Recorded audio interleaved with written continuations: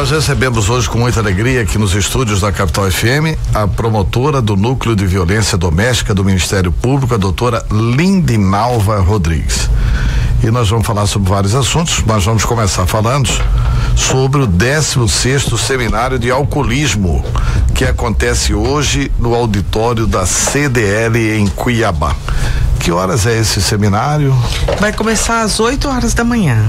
Então, daqui a pouquinho, né? Daqui a pouquinho. Tá, então, bom dia, doutora Lindinalva, um prazer enorme recebê-la aqui. Bom dia. E essa questão do alcoolismo, como combater o alcoolismo? O alcoolismo e o uso de drogas, ele interfere em 30% dos casos de violência doméstica. É um problema seríssimo que nós enfrentamos na nossa capital, que é uma capital de vanguarda, né? A primeira comarca, a primeira vara especializada de violência doméstica do Brasil é daqui, que começou com os esforços da desembargadora Shelma Lombardi de Cato. Mas a época eu me lembro, porque eu fui a primeira que comecei, a única que permanecia até hoje, já são 11 anos, e a gente vê que houve uma mudança significativa na forma como as pessoas veem a violência doméstica, que antes era, logo quando a gente começou, era tido como algo privado, né? Era algo assim que a gente não poderia estar se intrometendo, digamos assim. Briga de marido e mulher, exatamente. Ninguém mete a colher, né? E hoje não. Hoje existe essa parte positivíssima da lei, que é a visibilidade dos casos, de todos estarem debatendo os casos. Ocorre que esses 30% em média de casos em que a violência doméstica está ligado às drogas e álcool, se nós não conseguirmos os tratamentos preventivos ou os tratamentos quando eles querem, realmente estão em estado mais avançado e querem ficar internados, eles pedem, eles choram por uma internação, e o Estado não tem um local para onde a gente possa internar essas pessoas. É uma sensação muito triste, Antero, a nossa sensação de impotência, de ver uma mãe chorando, ajoelhando-se, implorando para que a gente não solte o filho dela, que já ficou preso ali 30 dias e a gente não pode manter por mais tempo, porque elas falam que elas não têm paz, que eles vendem tudo dentro de casa, que eles vendem até os fios de luz, e que eles vão morrer na mão dos traficantes, e nós ali naquela situação de impotência, o cidadão dizendo que quer ser tratado e internado, e nós não temos essa política pública do governo ou do município, e isso nos dá assim uma sensação muito ruim de impotência. E se nós não conseguirmos que o Estado veja que isso é uma prioridade, porque quando eu vou fazer, por exemplo, a audiência de custódia, mais ou menos 80% das pessoas que chegam lá são drogaditos, cometendo pequenos furtos, alguns roubos. Quer dizer, a gente tem que ter a consciência de que essa política pública de tratamento e internação para as pessoas que usam drogas e que são dependentes químicos deve ser uma prioridade, porque isso não se faz somente para aquela pessoa que está doente, mas para toda a sociedade, porque isso implicaria numa mudança, numa cura que iria fazer com que essas pessoas retornassem às suas vidas, ao mercado de trabalho, e isso iria significar a proteção de toda a população. E infelizmente há anos eu bato nessa tecla, e há anos nós não temos para onde colocar essas pessoas que sofrem do vício de álcool e drogas. Só uma pergunta, Paulo Camargo, bom dia. Bom dia, doutora. Só uma pergunta que me chamou a atenção. A senhora fala que o Estado, o Estado inclui o município, a estrutura pública não tem um local para abrigar ou para dar tratamento. Os CAPs não funcionam? Não, porque essas pessoas, elas estão muito doentes, elas não podem ter um trabalho que seja extramuro, só de ir lá e pegar o remédio e tomar em casa. Elas não têm essa autonomia. Os CAPs não oferecem a internação? Não, nós precisamos, e nós não estamos falando da internação compulsória, estamos falando falando das pessoas que querem ser internadas e que nós, a não ser aqueles que têm uma condição financeira abastada, que a família pode pagar uma clínica particular, os mais humildes, que são a grande maioria, nós não temos onde colocá-los. E os CAPs funcionam sim, eles dão um medicamento, eles acompanham. Acontece que o drogadito vai uma vez, vai duas e depois ele é sucumbido pelo desejo, né, de continuar usando a droga. Síndrome de abstinência é uma síndrome muito forte no organismo da pessoa e ele acaba se perdendo nesse tratamento que não seja efetivamente com uma internação. O Estado não busca fazer convênios? Bom, se bem que a história é do Ministério Público, né? Uhum. Mas o Estado não podia fazer convênios. Por exemplo, a Igreja Assembleia de Deus, se bem que é uma questão religiosa, né? O Estado é laico, mas mesmo assim. Mas tudo ajuda. A Igreja Assembleia de Deus tem uma. Todas as igrejas têm quase todas as igrejas. A Assembleia de Deus é quem tem um local e tal de recuperação de drogados. E tem vitórias importantes nessa área de recuperação de drogados. Agora, o Estado teria que fazer o quê? Construir um hospital para a recuperação de drogados, é isso? Ou fazer convênios com quem já tem, para que seja disponibilizado as vagas. Porque são Existem pessoas. Muitas clínicas privadas. Existem clínicas privadas onde eles não têm condições mínimas de contribuição ou de pagamento, né? São pessoas que já perderam tudo, que as famílias já perderam tudo, geralmente são as mães. Eles furtam até mesmo a comida do dia, o arroz, a farinha. Então, são pessoas que não têm como dar a contribuição que essas instituições pedem. Nós precisamos de uma clínica ou um convênio onde o Estado seja capaz de subsidiar o tratamento dessas pessoas, pensando que se nós tratarmos essas pessoas, nós estaremos protegendo toda a sociedade da violência.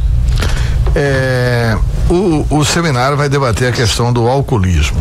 Como é que pode fazer o plus assim? Eu estou ficando alcoólatra. Eu tenho que parar de beber. Eu tenho que me policiar. Porque as pessoas bebem socialmente. A bebida é uma droga autorizada, né? É uma droga legal. Lícita, né? Lícita, é uma droga lícita. Como é que acende essa luzinha assim para se reconhecer que eu tô indo pro caminho do alcoolismo? Como é que... Se a pessoa começa a usar a droga para disfarçar ou amenizar algum tipo de sentimento ou frustração. Eu tô triste, eu vou usar o álcool para amenizar essa tristeza. Eu tô frustrado porque eu não consigo emprego, porque eu não tô bem no meu casamento, eu vou usar esse álcool para amenizar essa frustração.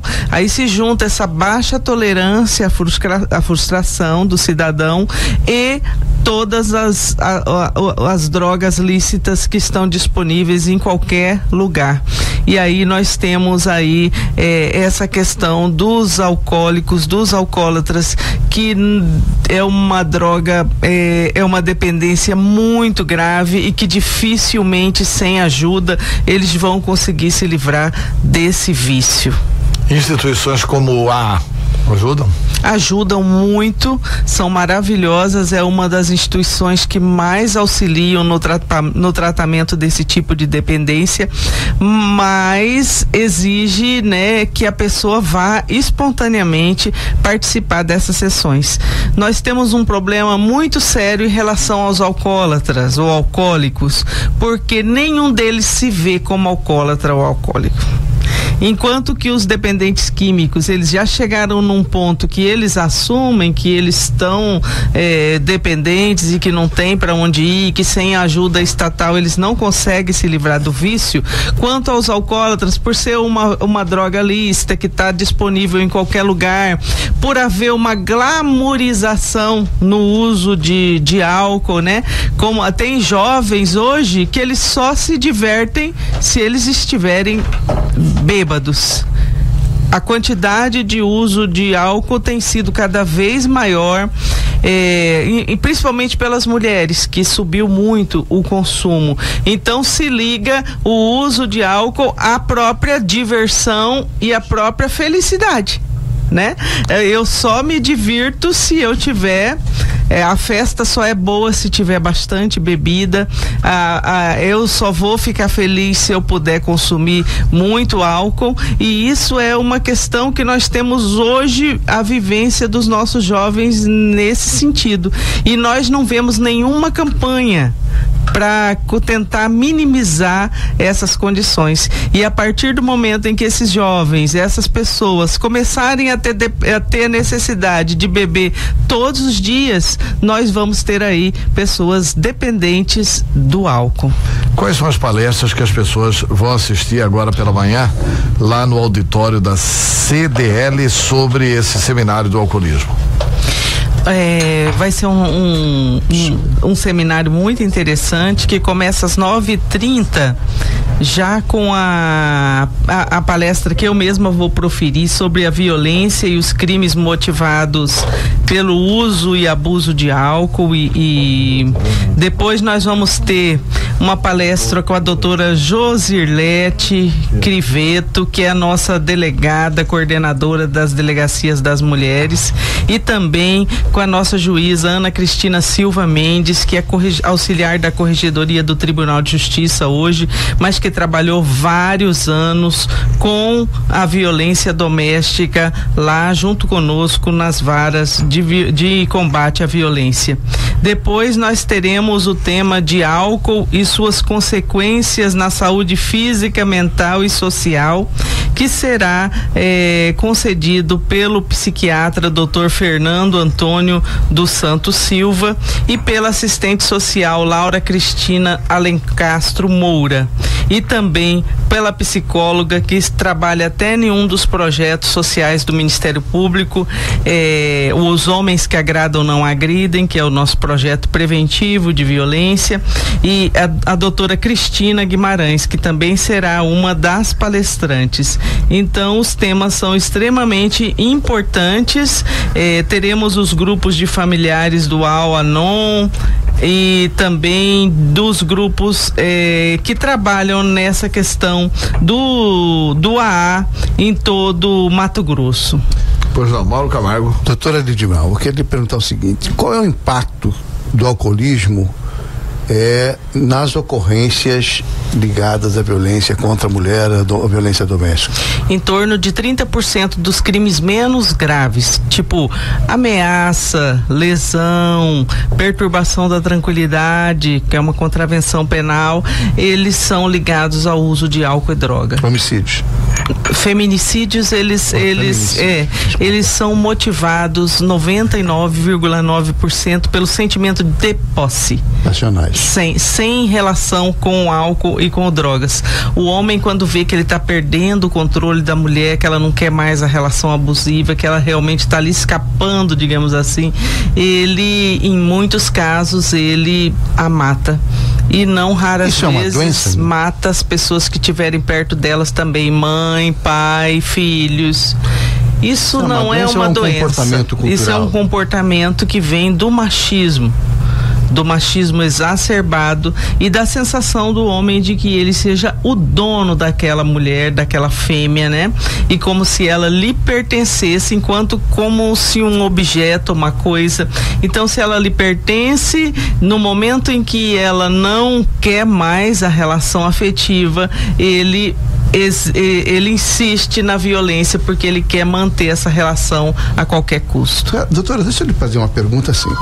A sociedade brasileira, de uma forma geral, ela tem muito acesso à informação, ela avança em muitos sentidos, né? Na questão de ter conhecimento do que são do que é o preconceito, essa situação mesmo de a senhora fala é cultural, mas é coisa de 100 anos atrás, esse machismo exacerbado. Essa é uma coisa que já mudou muito na sociedade brasileira. Por que dá uma sensação que está voltando ao país essa cultura mais atrasada, mais conservadora, do machismo, que implica também em homofobia, que implica também em outras reações muito negativas para a sociedade? Nós vivemos hoje um mundo de intolerância muito grande, onde a opinião do outro e a vontade do outro, ela não está sendo respeitada e está sendo discutida, não discutida de forma tranquila, né, e normal, como deveria ser pela sociedade, respeitando-se a opinião do outro. É uma certa passionalidade. Exatamente, ou a pessoa concorda com você e com a sua opinião, ou você é execrado publicamente nas redes sociais. Então há uma intolerância quanto a questões políticas, há um pré-julgamento de todas as pessoas, como se todo mundo fosse culpado antes de ser julgado ou investigado, e isso se reflete também nas relações domésticas, porque quando as pessoas estão nesse grau de intolerância, eles não vão aceitar. Também quando a mulher diz não, o não das mulheres não está sendo respeitado, e para as nossas mulheres, infelizmente, a idade média ainda é aqui, porque as mulheres apanham hoje em dia, em pleno século XXI, porque o marido chega em casa e a comida não está pronta. Apanha muitas vezes de verdade? Vários. Nós temos mais de 20 mil processos aqui. As mulheres apanham porque a comida não está pronta, as mulheres apanham porque isso trabalhando fora e chegando em casa cansada, assim como o companheiro. Elas apanham porque acabou o suco, porque as crianças beberam, porque ela não conseguiu fazer o prato de preferência do parceiro. Elas são arrastadas pelos cabelos na rua porque elas negam sexo ao marido naquele momento, daquela forma que eles exigem. Então, para nós mulheres, não há essa evolução. Nós conseguimos sair para o mercado de trabalho. Muitas dessas mulheres agredidas, elas são chefes de família, elas sustentam as suas casas. Por quê? Porque a violência doméstica permeia uma questão muito mais profunda, que é o fato das mulheres não se sentirem seres humanos completos e acharem que elas precisam ficar com alguém, mesmo que seja para serem infelizes. Porque desde pequenininhas as mulheres são cobradas e ditas para elas que vai aparecer, tem que casar. A mulher é valorizada pela sua capacidade de criação e não pela sua capacidade no mercado de trabalho. Vocês podem ver mulheres bem-sucedidas que conseguiram casas, carros, mas a sociedade vê ela como solteira e fala assim: ah, coitada, mas ela não tem marido. Então é como se as mulheres não fossem seres humanos completos. E por conta desses conceitos negativos que são introjetados por conta dessa ideia social de que a mulher sozinha ela é mal amada, encruada, ninguém quer, tem alguma coisa de errado com ela, o que não acontece com os homens na mesma idade, onde eles são até invejados e valorizados por estarem solteiros e nesse sentido poderem ficar com um leque maior de mulheres sem compromisso. Então as mulheres, com essa capacidade que elas têm de tentar salvar o casamento a qualquer preço, de achar que a responsabilidade pela paz conjugal é somente dela, elas vão tentando manter essa relação, mesmo que abusiva, porque elas têm um verdadeiro pavor desse monstro que assola a vida das mulheres, que é a solidão. Essa sua avaliação, doutor, desculpa, essa sua avaliação em que medida essa situação acontece em relação ao que a mulher já evoluiu na sociedade, quer dizer, da mulher independente, da mulher que trabalha, da mulher que tem 2, 3 jornadas, mas houve uma evolução também na relação com os homens, né? De mais igualdade ao mesmo tempo. O que é mais avanço, o que é mais retrocesso nessa sua avaliação? Há 11 anos atrás, quando as mulheres conquistaram a Lei Maria da Penha, houve um avanço significativo, porque todos esses crimes já existiam, mas ninguém se falava nele. era como se fosse algo absolutamente privado. Como não fosse crime, né? Como se não fosse crime. Aliás, não era crime mesmo, como se fosse algo privado, onde quem fosse de fora não deveria se meter. A partir da entrada da Lei Maria da Penha, nós tivemos um avanço significativo, que foi se dar a visibilidade para esses casos que antes eram como se estivessem invisíveis. Das mulheres, então. Houve um empoderamento forte para as mulheres. As mulheres denunciam muito os seus abusadores, mas muitas mulheres ainda não denunciam, principalmente das classes sociais mais abastadas, onde elas acham que elas têm muito a perder, têm vergonha e acabam não denunciando os seus abusadores. Então nós tivemos um grande avanço das mulheres no mercado de trabalho. Elas estudam mais, elas são as maiores eleitoras, embora não votem nas próprias mulheres, né?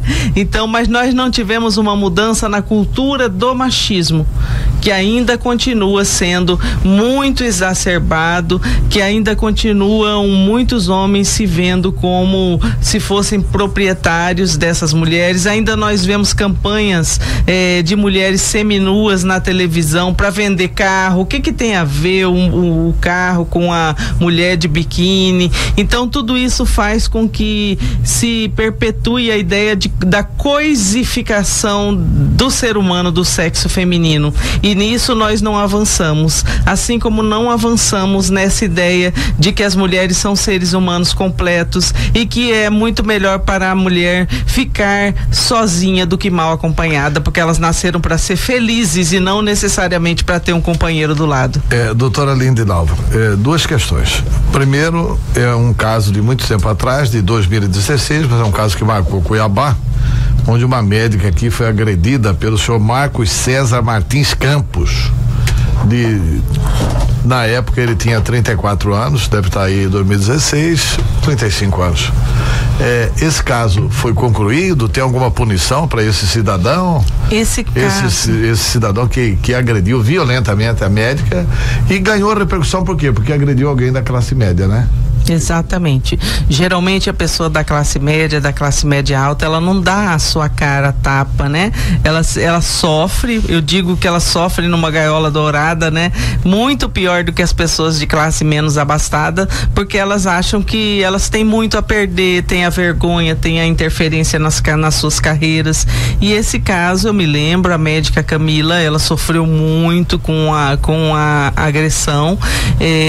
Ela entrou com ações também de indenizatórias, porque ela ficou mais de 30 dias sem conseguir trabalhar por conta de tudo que ela estava passando, e hoje nós estamos já finalizando o processo criminal dela, onde há uma acusação de lesão corporal grave, e nós estamos aguardando apenas as testemunhas de defesa serem ouvidas para concluir, interrogá-lo e concluir a instrução do processo e aguardarmos aí a decisão do magistrado a respeito desse caso, que chocou a sociedade mato-grossense. Que punição máxima poderia ter um agressor caso condenado?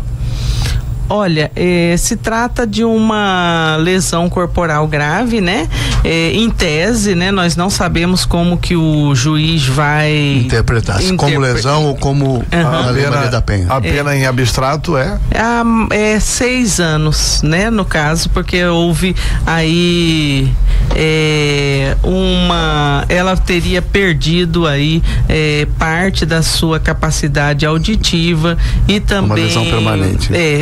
Isso se configura numa lesão permanente, e também aí vamos ver o que o juiz vai considerar, né? Que ele pode dar uma pena até de 4 a 6 anos, porque ele vai considerar também o agente, né? Se ele tinha antecedente, se ele não tinha, essa parte de dosimetria da pena que vai ficar por conta do magistrado. Mas o que o Ministério Público acusa é que houve então o dano permanente nos tímpanos dessa mulher e dessa vítima, e também que ela não pôde trabalhar por mais de 30 dias, o que configuraria uma lesão grave. Doutora Lindinalva, como última pergunta, só para liberá-la lá para o seminário, 2 questões em uma pergunta só. primeiro, as mulheres estão tendo mais coragem para denunciar, e segundo, esse machismo não é também das mulheres? Muito. As mulheres também não se assumem assim como seres que devem obediência, etc e tal. Essa cultura não precisa ser rompida primeiro entre as mulheres? Precisa. As mulheres têm grande participação nisso, são as mulheres, via de regra, que educam os homens de forma machista e tratam os filhos homens diferente das filhas mulheres, dando aos homens a liberdade e os espaços públicos. Por exemplo, na mesma idade de namorar, o menino, ela permite que o menino leve a namorada para casa, mas a menina não pode. Isso quando ela não coloca a filha para passar a roupa do filho para ele ir para festa, mostrando para a mulher que o espaço dela ainda é de subserviência ao homem. Muitas vezes essa mãe extremada, achando que está fazendo bem para o filho, prepara a comida, coloca até o prato na mão, serve, né, e dá para o filho. Isso tudo faz com que eles cresçam com essa ideia de que a mulher vai servir ao homem. E como hoje nós não temos mais esse tipo de mulheres, as mulheres estão inseridas no mercado de trabalho, as mulheres chegam exaustas, as mulheres querem um companheiro que auxilie nas tarefas domésticas, no cuidado com os filhos, há uma discussão e assim sobra a violência doméstica. As mulheres, elas são responsáveis também pela criação desses filhos e dessa forma machista.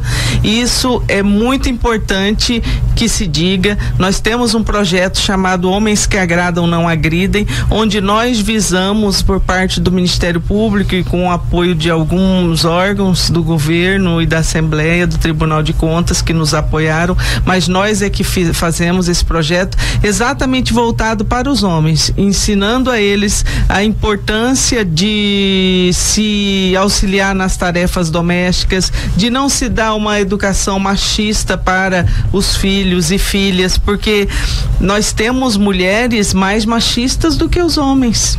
O julgamento que se faz das mulheres em todas as circunstâncias, ele é muito mais cruel pelas próprias mulheres do que pelos homens. Então nós temos que mudar essa cultura. Eu acredito que apenas a gente vai conseguir isso através da educação, desses projetos sociais e de políticas públicas próprias para se mudar esse tipo de comportamento, porque assim que a sociedade se conscientizar que é uma tragédia tanto termos um filho agressor como uma filha agredida, nós vamos passar então a ter uma cultura de maior igualdade de direitos e obrigações dentro das casas, e isso depois vai se perpetuar nas relações em que quando esses homens forem pessoas adultas, e essas mulheres também. Doutora Lindinalva, obrigado pela honra da entrevista e obrigado também pelo extraordinário trabalho que a senhora faz há muito tempo no Ministério Público do Estado de Mato Grosso. Obrigado. Muito obrigada, estou sempre à disposição.